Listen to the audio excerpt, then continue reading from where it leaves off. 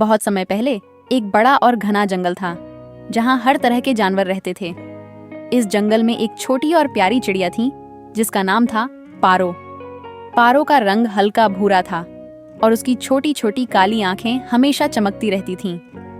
पारो बहुत खुशमिजाज थी और जंगल में इधर उधर उड़ती रहती थी। सब जानवर उससे प्यार करते थे और पारो भी सबकी दोस्त थी। एक दिन सुबह सुबह सूरज की किरणें जंगल में फैल रही थीं। पारो खुशी खुशी अपने दोस्तों से मिलने जा रही थी, लेकिन जैसे ही वह तालाब के पास पहुंची, उसने देखा कि सब जानवर उदास और परेशान दिख रहे हैं। उसके दोस्त हाथी राजा और बंदर मंटू भी सिर झुकाए बैठे थे।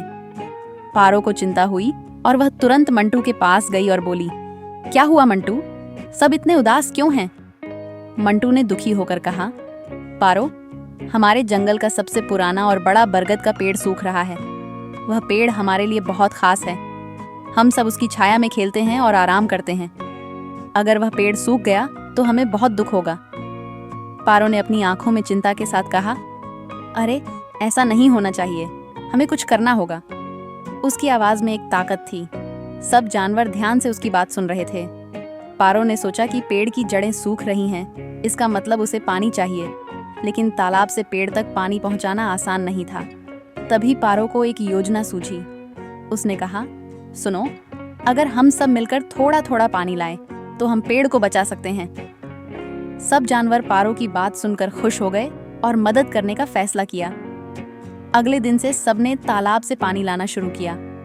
हाथी राजा अपनी सूंड में बहुत सारा पानी भर लाता। बंदर मंटू अपनी छोटी बाल्टी में पानी लाता।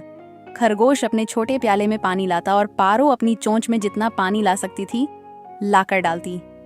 पारो ने कुछ छोटे छोटे पक्षियों की टोली बनाई और सबने मिलकर पूरी मेहनत से काम करना शुरू कर दिया। जैसे जैसे दिन बीतते गए, सबका हौसला बढ़ता गया। पारो की मेहनत देखकर सब जानवर उसे जंगल की हीरो कहने लगे। कुछ ही दिनों में बरगद के पेड़ की पत्तियां फिर से हरी होने लगीं। उसकी जड़ें अब गीली हो गई थीं और पेड़ में फिर से जान आ गई थी। सब जानवर बहुत खुश थे और उन्होंने पारो की खूब तारीफ की। फिर एक दिन सुबह पूरे जंगल में ताजगी का एहसास था। बरगद के पेड़ ने अपने बड़े बड़े पत्ते फैला दिए और सब जानवर उसकी ठंडी छाया में बैठकर खुश हो गए। उन्होंने पारो के लिए एक जश्न मनाया।